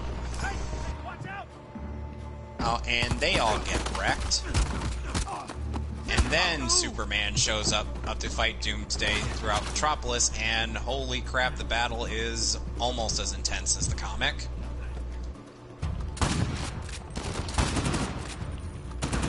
Like, Superman is you know, being Superman and whatnot, and slowly having his life stripped away as he's fighting in Doomsday and whatnot. Lex even tries to show up to help out, but then gets tossed to the wayside. I'd buy Doomsday because, really, Lex, what were you going to accomplish there? Good question. And wasn't Lex, like, dating a clone of Supergirl that he made at one point in that comic? I don't even remember anymore, but that sounds like something he would do. He, weirdly enough, he had a beard. He had red hair and a beard. Oh yeah, that would have been during the time of young Lex, where he cloned himself after getting cancer from the kryptonite ring that he wore all the goddamn time for some fucking reason.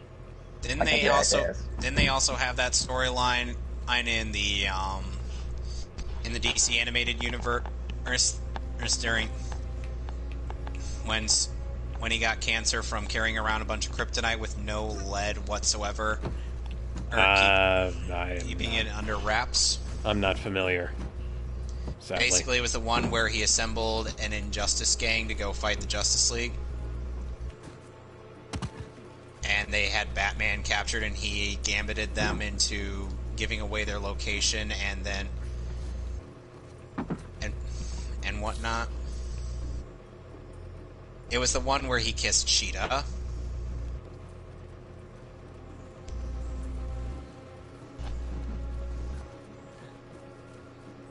Like I said, I'm not super familiar, so I wouldn't know.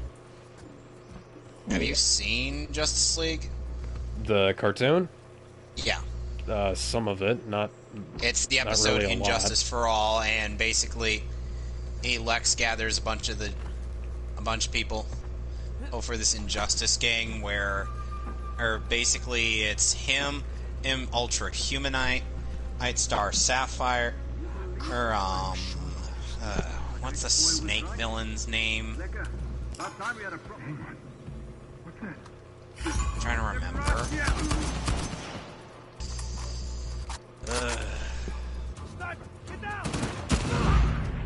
Basically, would have been fine if that had basically actually been able to fire. And he just got sniped. Yeah, well, I was trying to snipe the sniper. Sniping feels like it works better even in Mass Effect.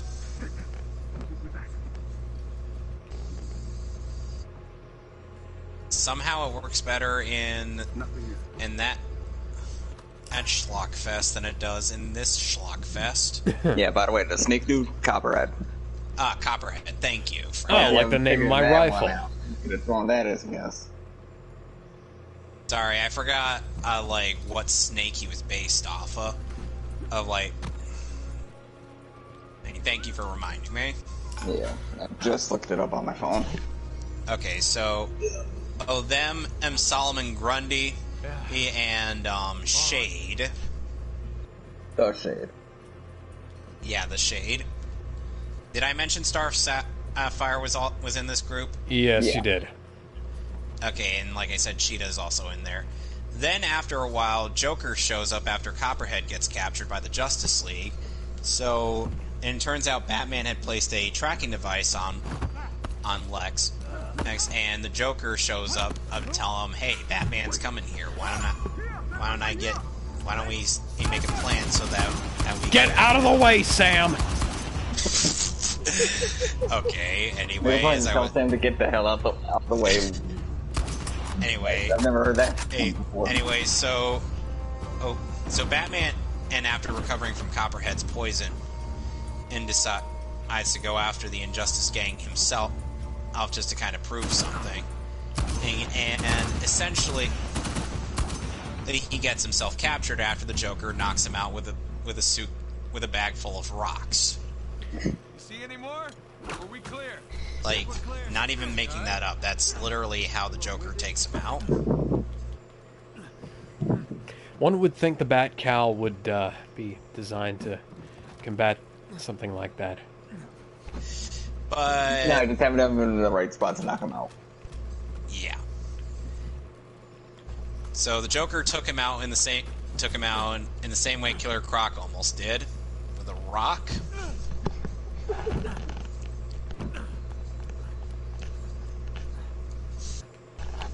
Rocks fall, everyone dies. Oh, you mean the ending to the Future Trunks Goku Black arc in Dragon Ball Super? I still haven't watched that. It's terrible. I have like It's terrible. all of Super on Blu-ray except for part 10, and I still haven't watched it. It's... Okay, so the thing is, it's safe to watch it after the Resurrection F arc, because Unfortunately, for the first 2 arcs, you could just watch the movies and Yeah, not miss a It's damn literally thing. retelling the movie for the first I've heard that. But after that, it's like, it's good. The only thing that I've heard that the Resurrection F arc is slightly done better in Super, but Not animation-wise, no. yeah, no. Lord, no. Like, Toei, I get it. I get in between frames can be a thing. I mean, I defend almost a lot of bits and pieces of My Hero Academia's animation. Yeah, My Hero Academia has that thing where they reuse the same goddamn sky background every single episode almost. Which isn't that big of a deal, but it's... It really isn't that big a deal. Well, if I'm being honest. Well, it's also not that big of a deal to just go into your rendering software and render a new set of clouds. They do also have some battles at night and whatnot, but most of these battles do take place during the day. Those are just really like minor nitpicks over like the grand scheme of things, because the fight scenes still look amazing. Well, yeah, it tends to be like the non-fight scenes, like that. What is that one thing where they have the characters in the triangle thing right there, and then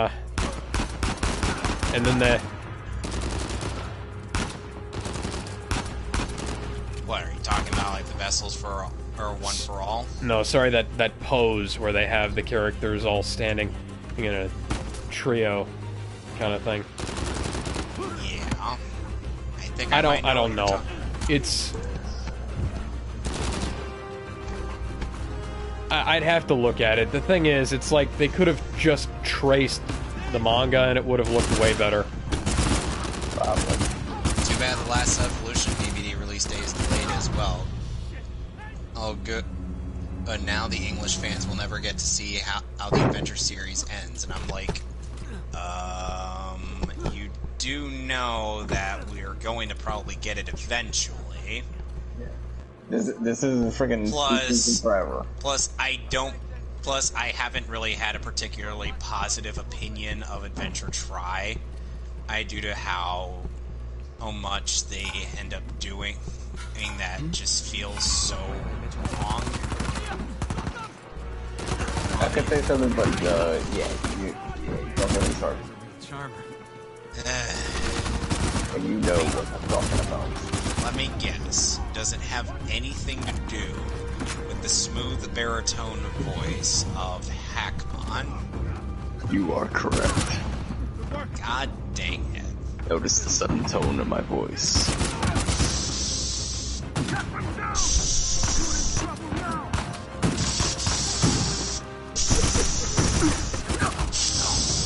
He hasn't let me live that down since we went to see the 4th movie in theaters.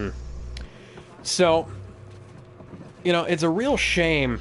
There was something that happened on literally the Tuesday after our last stream, where it was a translation controversy.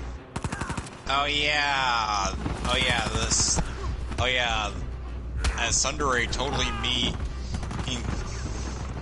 means like fragile male ego, yeah. Which is bull crap. Yeah, it's this game called The House in Fata Morgana, which is a visual novel I've actually heard a lot of good things about, that I actually really wanted to play, and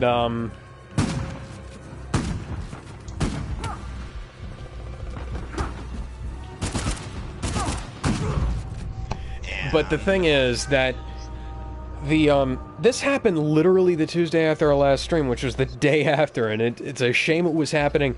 Well, I found out about it then. It was literally happening, like, while we were streaming.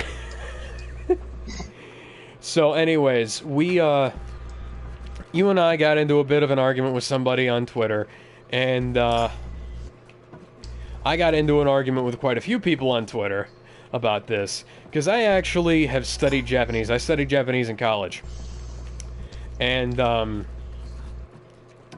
happen to know quite a bit about it. I was self-taught before that. I'm self-taught now, but I did study it in college, like I said, and you know, you've got to teach yourself a bit in just about anything.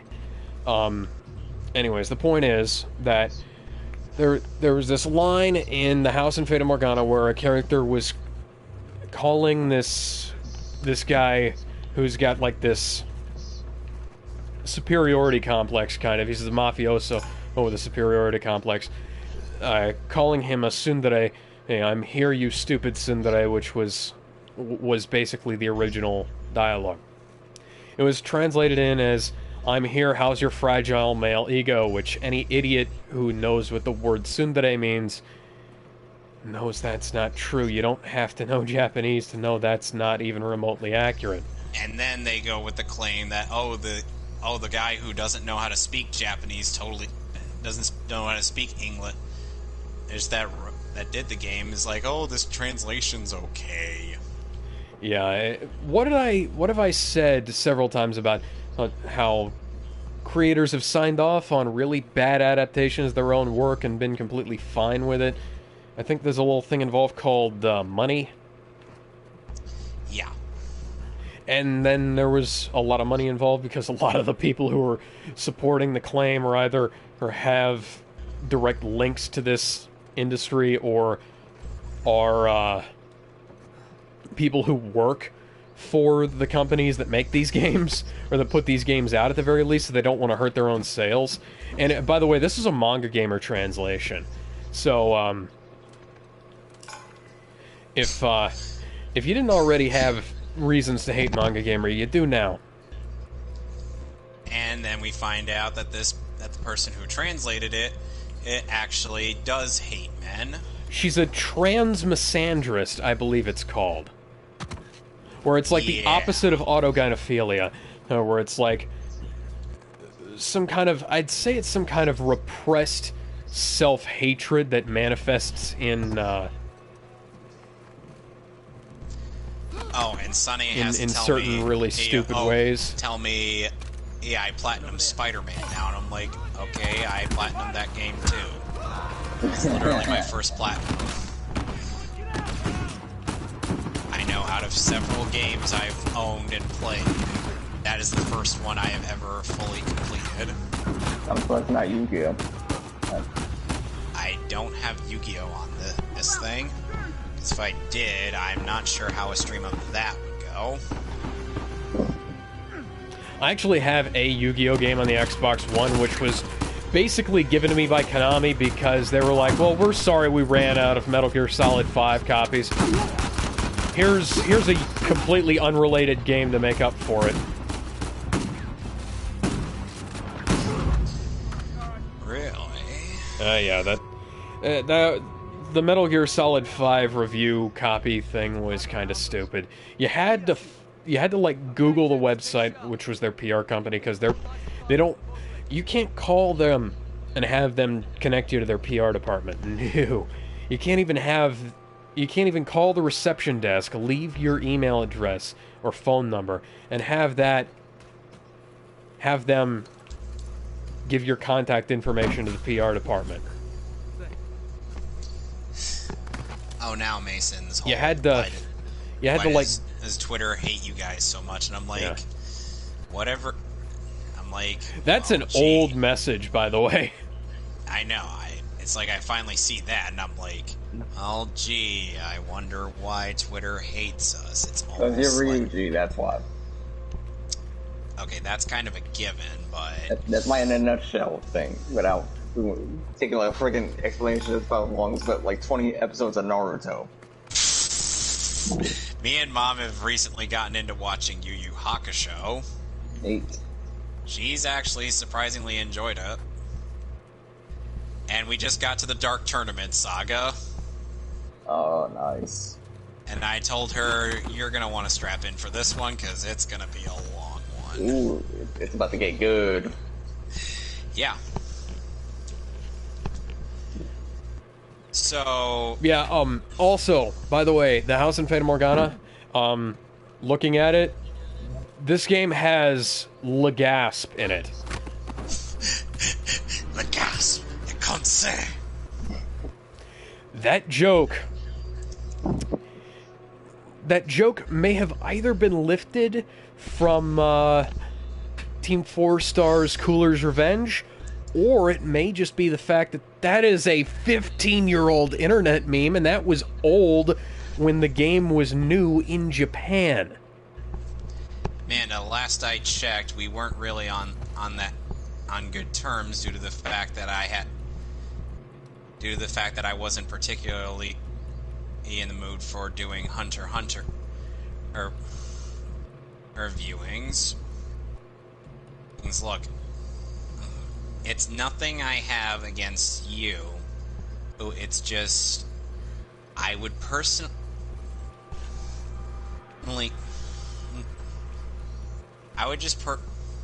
personally not like to be guilt-tripped into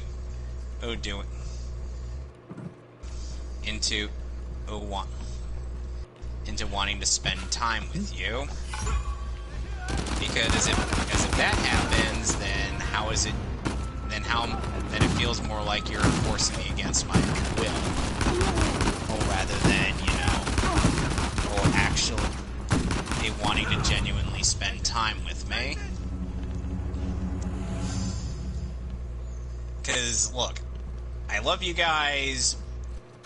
It's just The way I imagined that.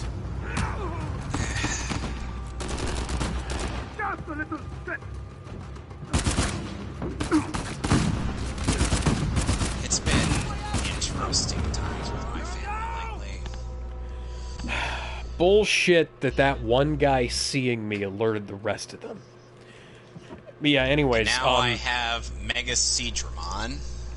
So I wound up doing some looking into the original Japanese version of the game, and it turns out the entire game is like that. It's not necessarily memes, but it's completely inexcusable liberties taken with the translation.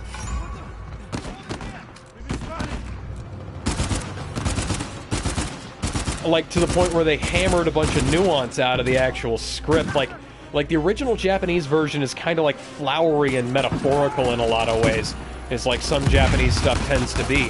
And the English version, it is like so blunt, it's like being hit over the head with a fucking 2x4.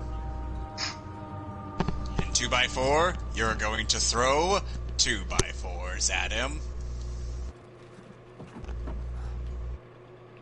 There's a Naruto Shippuden abridged series that has my guy, voiced by Anthony Sardina, who calls 1010 by anything but her actual name. You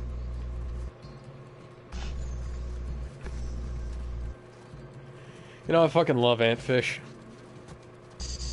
I can't do any of his voices, but I fucking love his voices. Oh my god.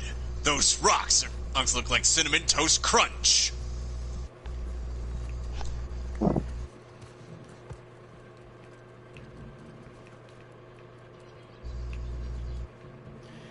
Well, that I was hoping that House and Fata Morgana thing would last us a little while longer, but yeah.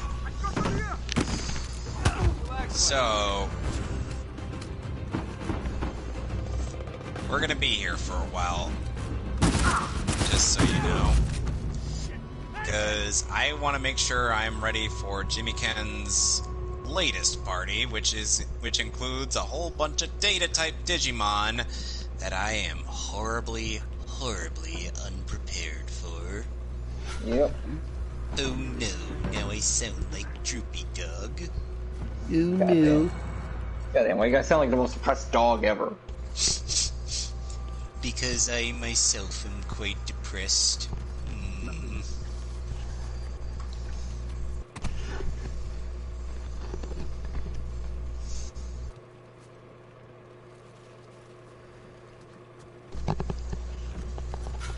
What the? come on down here, man. Come on down here, man. I got candy for you. Oh, fuck. I've got He's candy doing, and puppies for you. So, You know what Darts' voice in Yu-Gi-Oh! Abridged is based off of, yeah, right? yeah. You got the fucking case the Elmer Fuds. No, there's a character. Like I said, there's a character from Aqua Teen Hunger Force whose hair is literally like Darts, or it's at least before he found the hair dye. Oh yes. Who literally talks the way that Darts does. Darts, man. We gotta do the Aqua Teen Hunger Force, man.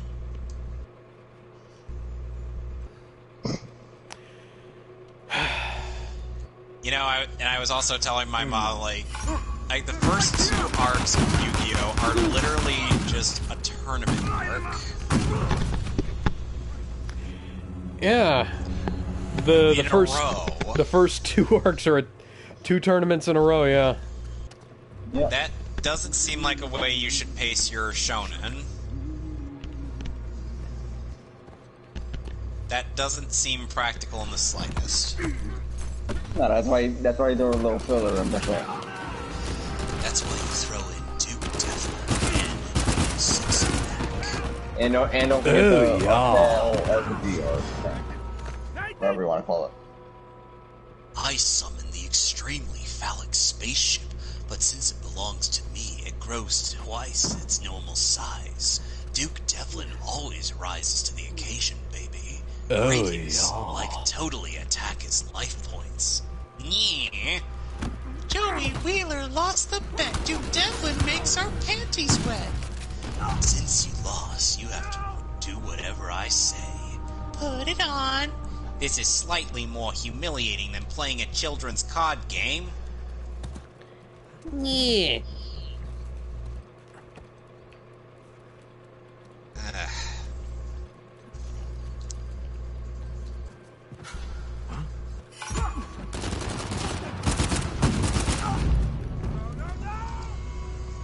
So tell me something. Tell me! Oh, Drake's dead again. Take another shot. So tell me. So tell me, do you think that Nathan Drake is going to explain this to Elena, saying like, after I died like about a dozen or so times? I don't know. He's not the Prince of Persia.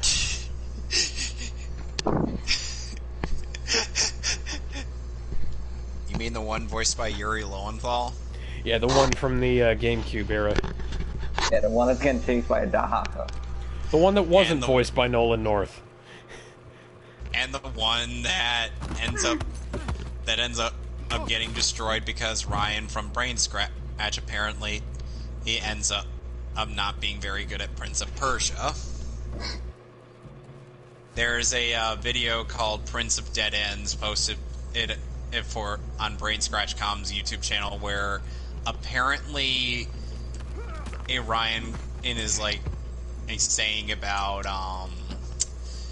like the game hasn't really aged all that well and whatnot, and says like he ends up getting into a big fight where he almost dies. Then he has to get into a scenario where after doing a bunch of high bars, he ends up coming across one where when he lands, he would end up taking fall damage for some reason. Don't ask me how or why that. Don't ask me how that works. Tell me why. Ain't nothing but a heartbreak. God. Drake. I thought I was being jump to the for fucking a second window, there, Drake. For a second there, I thought I was being interrogated by Andy Samberg. I've seen that skit. That was awesome. It was. It was amazing. Yeah, thanks. I'm trying to find other shit.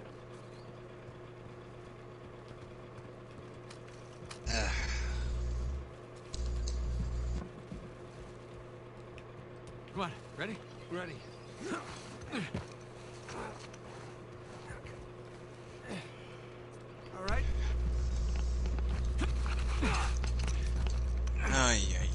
How high does my Garurumon have to... What level does my Garurumon have to be in order... Careful, it's a long way down. Yeah, I see it. In order... Is always best. The falls a long way down. Or the what? In order to actually digivolve into Garurumon. Because it needs 90 attack. I swear, grinding in this game would be so much easier if I had stat-enhancing items at the farm, but I don't. Watch that first step. Oh, keep grinding. Do I look like I'm Sonic grinding on a rail through City Escape? Way past cool, man. Tubular, bro. Oh yeah. This is happening. We'll make do. Keep heading up. Is it weird that we were thinking the exact same quote? I don't think so. That's not an unknown quote. I'm like, How you doing back there? you better eat this damn meat, Almost there, or I Sam. swear to God. It Eat is. your damn meat. That's why I don't bother wasting money on that. I know it's exciting meat. It barely freaking works. Oh, I have miracle meats that can also enhance my ability. Good.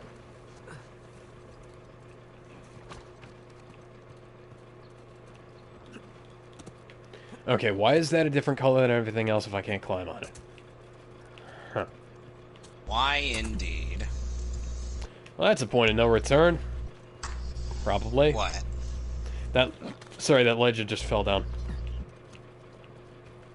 Okay. Yep. Trust me, follow my lead, okay? Looks like a point of no return to me.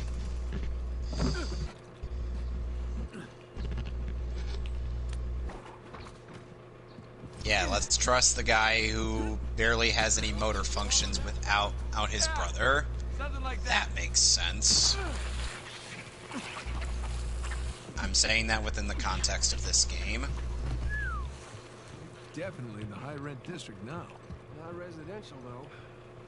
Some kind of administration building? Probably. Oh. Maybe Libertalia had a zoning committee. Maybe they pay taxes. Who knows? Now tell me, Tell me. guys. Sorry, go ahead. So, it seems like the only abridged series that seems worthwhile I'll be watching at this point in time. I'm Sword Art Online Abridged is going to be posting their next new episode in a while, because they're still doing Fairy Dance. Anyway. Jesus. Oh, nice. They're how soon are they going to be posting that? I don't Everybody's know. barricades? What the hell happened? I'm just knowing the fact that the Tool is a part of that cast as a fitting role, if you ask me. Yeah. Impressive. Scott Frericks voices Noriaki Sugo, aka the Fairy King Oberon. Oberon is such a fucking prick in the anime, and that is the perfect casting. Yes. And in the original Japanese version, that character was voiced by Takahito Koyasu, and in the dub, he is played by Todd Haberkorn. Who did an excellent job, by the way. Yes, he did. Touched in here for hundreds of years. Well, search for clues. And there were some funny outtakes with Todd in that Cassie in Kirito's, like, instead of saying, like, you gotta be kidding me, Suko, but then suddenly, and instead it's like, you gotta be kidding me, Habercorn. He's like, how many times have I told you it's Todd fucking Habercorn?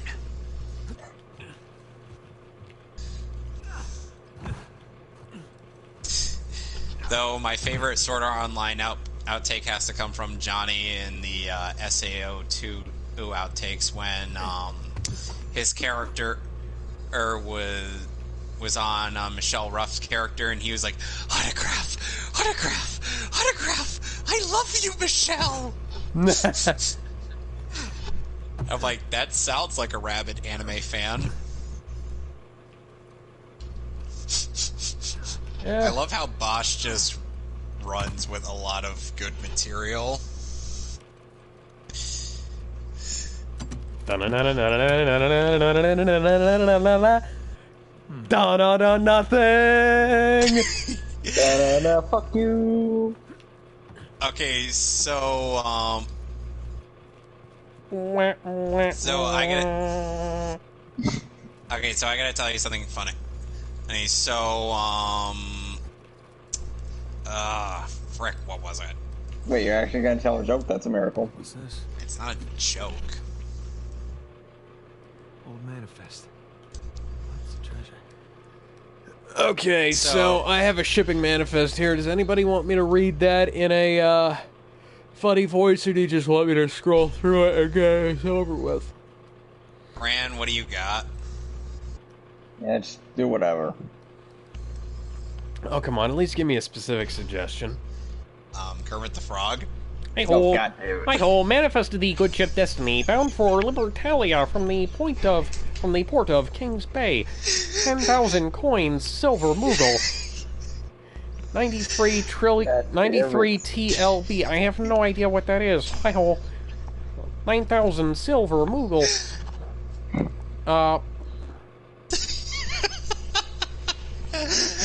Wait a second. Wouldn't that be, if you have 83 pounds, wouldn't that just be like, why is that separate? Okay. I don't know. 14,000 coins, golden Spanish doubloons, 245 TLB, statue gold, horse and rider, Moogle, 500 LB. Sculpture, bronze, elephant, Moogle, 20 LB. Sculpture, bronze, elephant, Moogle, 23 pounds. 100 spears, iron, Spanish, 400 pounds. 54 cutlasses, steel. Spanish, 162 pounds.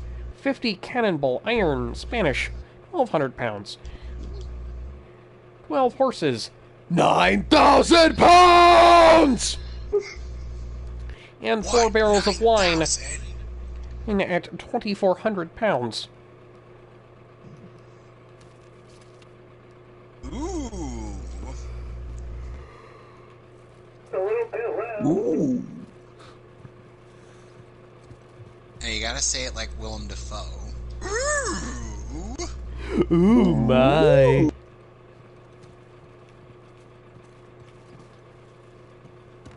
Nothing.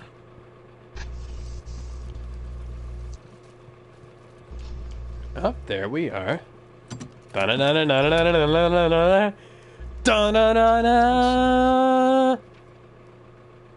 Okay, I have another thing to read. They're still intact. Oh, God. Oh, God.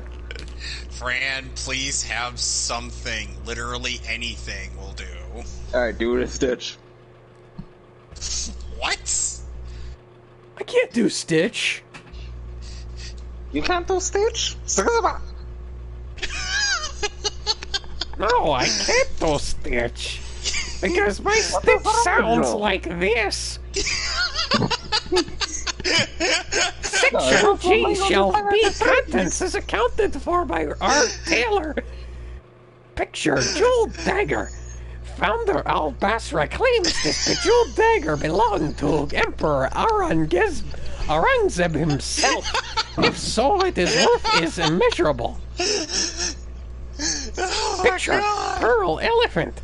A magnificent lethal specimen, painted in deep indigo with a pearl saddle, tinted to slip it into my own pocket. Picture Jade Vase. These details in this sculpted vase are exquisite. The Mughals have a knack for working with jade. Founder Al-Bashra tells me their empire has entire workshops dedicated to the manufacture of such items. There, you happy? Yes. Someone's happy. Okay. Very close. I'm trying so hard, You were a guard here, weren't you? and I got so far. No, we can tell you're Tried trying. so hard and got so far. So far. In the end, In the it end, doesn't even it doesn't matter. even matter. I had I to had fuck to up the fuck physics of God this damn it. fucking spear. It doesn't really follow the law. Check it out. Well, it's got its own laws. No. What do you got? No, just Battalion money. no. No. Okay, so I swear it's gonna be hard for me. Yeah, I think Resident Evil and Kingdom Hearts are probably gonna be the only things where I could do some actual dramatic readings. Things just due to the simple fact that, and other than that, So we know that there was other than that, this game doesn't really have a lot of readable things for me to go through. Other than reading character dialogue and whatnot, They were trying to reclaim what was theirs. and trying to think. Is Avery? 2? Founders of Libertalia. All marked with the word thief. Not murderer, not tyrant. Thief. So by the time the colony was busted in here, treasure was already gone. What was it? Guys had already taken it for themselves. Pirates will be pirates, right? Pirates will be pirates. So, and it's past 11, of course. Where's Dad has to get on me. Yep. Here come the fun police. Yep. So probably next time when I stream this game, I'll probably be more prepared and, you know, actually have something to go up against Jimmy Ken. Yeah, you'll beat Jimmy Ken's ass. New Devon. Avery was from Devon, England. Alright, so just gonna save here, and then, Large mansions. Each of them has its and own we're good. sigil too. and then we'll have to continue, we'll have to talk again next week. Yep. Yep. They say we climb that watchtower. So I'll talk to you guys until then. Here we come. Well, I'll actually be seeing Alex tomorrow. Oh, because, you know, What are we doing tomorrow? No. that practice thing you said we should do. Right. I forgot about that. Okay, yeah, we'll get that. And I'll wrap up Uncharted 4 for the week. Alright. Oh, hey, Markiplier auto-loaded as he's playing what appears to be super advanced Minecraft. So, aka 7 Days to Die. Right? Oh, jeez. Well, anyways. Alright. I'll see y'all later. Bye. Yeah.